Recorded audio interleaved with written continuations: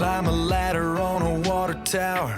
Then we'll kick it with the stars for a couple hours. If you wanna, then we're gonna get way up high.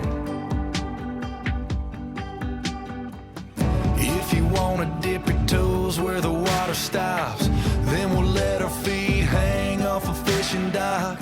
If you wanna, then we're gonna have to give it a try.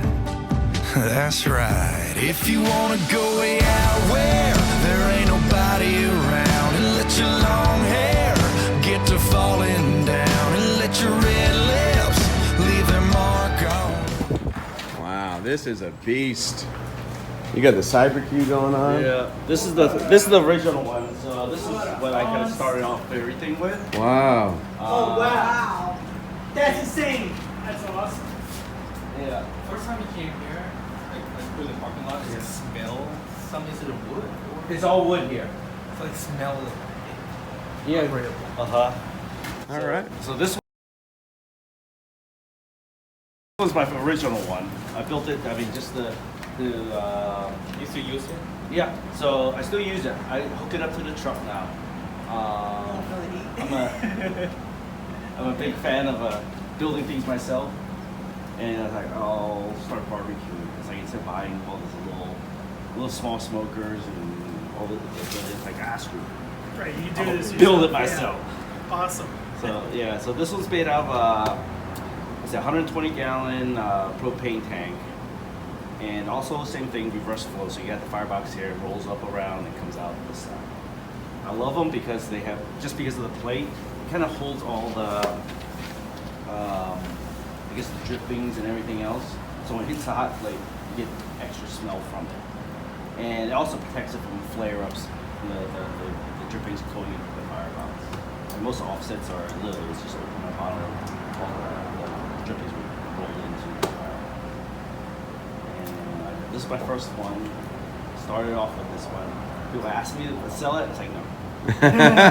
Never sell your first child, right? No, exactly. And it's a beautiful, it works well. And now we use this on smaller events, so we tow behind the truck.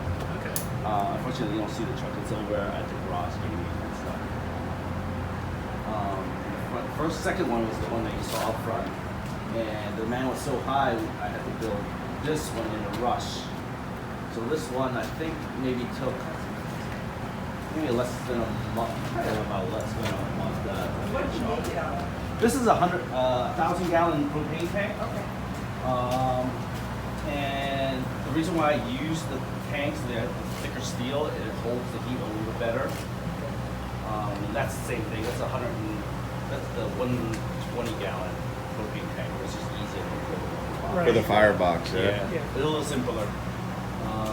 So no extra insulation in there, it's just the steel. Yep. So same thing. That's crazy. So these are pretty. The racks are pretty deep. Yeah, they are. Holy jeez. So literally each rack holds probably a good nine shoulders. And brisket wise, it'll hold about 6 each rack. Wow. And you see the plate underneath there. Where do you get the wood? The wood, I'm lucky enough, I used to go all the way out past,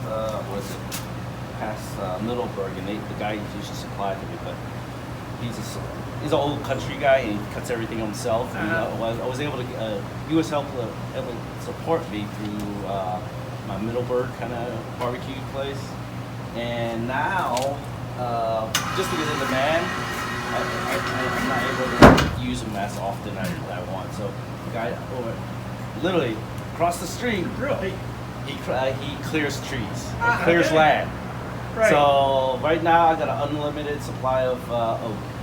Nice. My favorite is hickory, and that's what the guy on the other side supplies me. But the majority of this area is all oak. Wow. So now I'm burning all oak. What else is there? Oh, yeah, you notice I put the winches up here, make it easier on myself. It's really easy. Yeah, and I didn't want to figure out the mathematics behind the counterweights and all that. Like, get some $50 winches. Harbor Freight. Yeah. So yeah, I built all the hinges and everything that goes with it. Don't tell them all the secrets, man. That's my brother. That's right. Yeah, that's my brother. He's the my Slave. Yeah. Is that a technical term? Who else would stay through the night with me? Yeah. So he usually takes over the first cook. What time do you fire up at? 6 to 7. So we fire it up, keep it running through the day, and then we'll start putting the meats in around 6 or 7. Okay. And then usually, then I'll come in at 5. I'll run the second half of the cook. So I'll just start checking on the meats, pulling them off, and then I put in the ribs. So 6 p.m. to 7 a.m. is when you do it. So you're cooking fresh for the next day. Yeah. That's awesome. That's awesome. Yeah. That really is difficult to do. That's why I'm my brother. Who else would do it? You know, family. La familia. Yeah. And the secret's safe with him so far. That's right. I don't know Beautiful. what else. We just purchased the big ass walk-in just to support the man. Right. Before we had a bunch of fridges and figured, they'll do. But no, it's not what it wasn't. So then we get walk-in volumes. And you guys is really. That's my buddy, Brad. How you doing, guys? What's up, Brad? I'm Red. Good. Hey, Red, how you doing, man? Good. I wonder where that nickname came from. I don't know. I'm just going out there, right? Good, man. You got Captain Obvious. Well, you know what? That's what they said about me. I just want to take in the truck with all the cooked meats is here. Oh, did that? I'll cut it out. I'll cut it out. Oh, Virginia's food. I thought you said the troopers. I love it, man. That's good stuff right there. This man helped me a couple of nights doing the final finishing work on this beast. Yeah, that is awesome. He got to break the virginity of this thing. Yeah, right. I lit the first Oh, fire in this thing, wow. right? It's probably the first and the last time this thing burned at 390 degrees. Right? And we were greasing the we were kind of getting the seasoning the grills and stuff like that. And then and Ken goes, I don't think 390 degrees is where this thing's supposed to be. It looked like the Apollo 13, like launching. I got a picture of that thing. I'm happy to send it to you. It was like we're like going, okay, Houston, we got a okay, Aldie, we got a problem.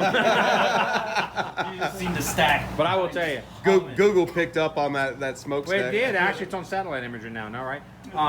No, Ken's a genius on this thing, man. That is He's amazing. the genius behind this. This is good stuff. So yeah, I burn straight wood. And this is the same method. You got the reverse sear or the reverse flow Yep. coming up over here. Yep. All right. It keeps pretty consistent. It's about 10 degrees here and there. So it's the most consistent smoke I have. How often do you go on max capacity on this? Usually, I haven't hit it quite yet. When the food truck rolls through, or usually when I have a big event, I'll hit max capacity. Right. Amazing. But I'm expecting to hit capacity this spring on this one, and while building a new smoker, really where you're standing right now. And Ken, how long have you been doing this for? Probably over 6 years now. And Like what 2 years what as a made you want to hobby. start? Actually, my ex-wife, she was celiac, and back then, not a lot of people knew about the whole gluten allergies and everything. Yeah. So it's really hard to find a barbecue place that didn't use some type of product that had meat in it. So I started cooking a lot more for her, and we went to a few barbecue lanes. They couldn't answer the question, so I'll just do it myself. And I had a welder, and I wanted to tinker around, and I built that thing, and just kind of. And then after I built it, all my neighbors like, oh man, let's see this thing fire up. So I fired it up through usually through block parties. After big snowstorms, I'll have something cooking. And everyone kind of chipped in, shovel snow, and then we'd come over my house and have barbecue. That's a great way to start out, man. Yeah. What a story. That's So, cool. That's how I started, and then Bob kind of introduced me to the Middleburg farmers market. Yeah. I did that. So it was this thing hooked up to my Jeep, pop-up tent. I did it for a season, and it got popular enough that Mount Defiance Cidery saw me and loved the food and actually invited me over to be on their property. Wow. And kind of just snowballed from there on. That's fantastic. So after the 1 year of farmers market, I decided that it was a lot easier to have a food truck. So once we shut down for the winter, I started building the food truck. And pushed it, and then we made it. Finished building literally the last day of April, right at May.